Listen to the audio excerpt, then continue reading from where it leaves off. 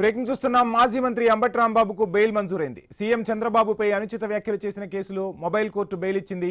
ఇదే కేసులో రాంబాబు ప్రస్తుతం రాజమండ్రి సెంట్రల్ జైల్లో రిమాండ్లో ఉన్నారు. అయితే పోలీసుల విధులకు ఆటంకం కలిగించారనే అభియోగాలపై నమోదైన కేసులో రాంబాబును తాజాగా అరెస్టు చేయించారు. ఇందుకోసం పీటీ వారెంట్పై జైలు నుంచి గుంటూరు కోర్టుకు తీసుకొచ్చారు. ఆ కేసులో ఈ నెల 22 వరకు రిమాండ్ విధించింది ధర్మాసనం. అంబటి రాంబాబు బెయిల్ పిటిషన్ మరలా ఆ తర్వాత అరెస్టు గురించి ఫుల్ డీటెయిల్స్ మా ప్రతినిధి నాగేశ్వరరావు అందిస్తారు. నాగేశ్వరరావు, మొత్తంగా ఏం జరుగుతుంది? బెయిల్ వచ్చింది అనగానే మరో కేసు కూడా అంబటిపై బుక్ అయినట్టుగా తెలుస్తుంది, వివరాలేంటి?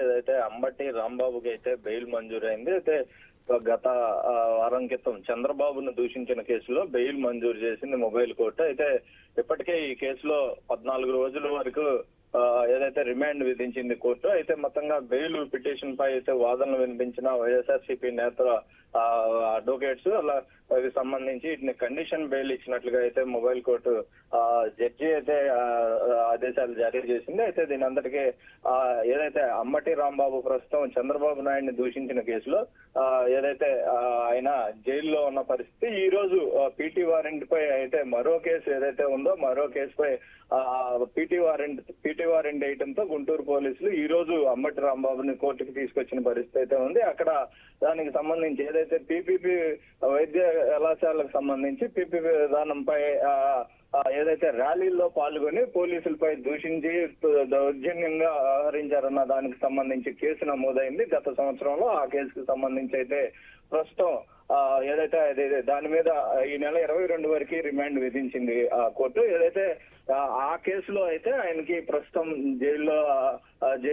జైలుకి తీసుకెళ్లిన పరిస్థితి అయితే ఉంది. ప్రస్తుతం ఏదైతే చంద్రబాబు నాయుడిని దూషించిన కేసులో అయితే మాత్రం మొత్తంగా బెయిల్ వచ్చింది. అయితే ఇంకా వాస్తవానికి వైసీపీ నేతలు వీళ్ళందరూ కూడా వైసీపీకి సంబంధించిన అడ్వకేట్స్ లాయర్లు ఎవరైతే ఉన్నారో వాళ్ళందరూ కూడా ఈ కేసు మీద కూడా హైకోర్టులో వేయటం జరుగుతుంది. దీంట్లో బెయిల్ కూడా దాని మీద కూడా రాబడతామని కూడా చెప్తున్న పరిస్థితి అయితే ఉంది. మొత్తంగా వీళ్ళ ఏదైతే కూటమికి సంబంధించిన నేతలు అలాగే పోలీసులు ఏదైతే కూటమికి సపోర్ట్ చేస్తూ అక్రమంగా కేసులు కడుతున్నారన్న వాదనలు అయితే వైసీపీ వినిపిస్తుంది. ఈ క్రమంలోనే ఈ అక్రమ కేసుల్లో ఈ విధమైన పరిస్థితి అంబటి రాంబాబుకు చోటు చేసుకుందన్న విధంగా అయితే వైసీపీ నేతలు చెప్తున్నారు. ఏదైతే ఇప్పటికీ అంబటి రాంబాబు ఇంటికి పలువురు మాజీ మంత్రులు మాజీ ఎమ్మెల్యేలు కూడా పరామర్శించి వాళ్ళ కుటుంబ సభ్యులను అయితే పరామర్శించి వెళ్తున్న పరిస్థితి అయితే ఉంది. ఎందుకంటే వాళ్ళు ఓన్లీ మహిళలు ఇంట్లో ఉండగా దాడికి పాల్పడటంతో కూడా చాలా వరకు కూడా వైసీపీ నేతలు మండిపడుతున్నారు. అలాగే ఇదే క్రమంలో కాపు నేతలు ఏదైతే కాపు నేతలు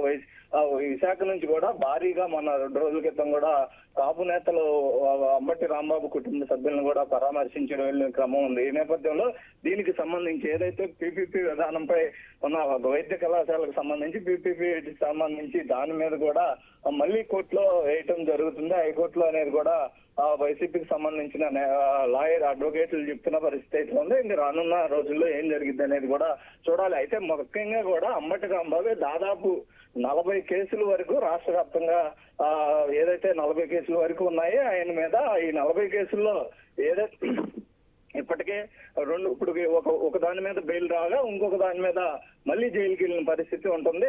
మళ్ళీ ఆయన ఈ యొక్క బెయిల్ కోసం మళ్ళీ వేసిన ఎడల ఇంకొక కేసుకు సంబంధించిన అంశంలో కూడా ఆయన్ని మళ్ళీ కోర్టుకు తీసుకొచ్చే అవకాశాలు కూడా ఎక్కువగా కనిపిస్తున్నాయి వంశీ.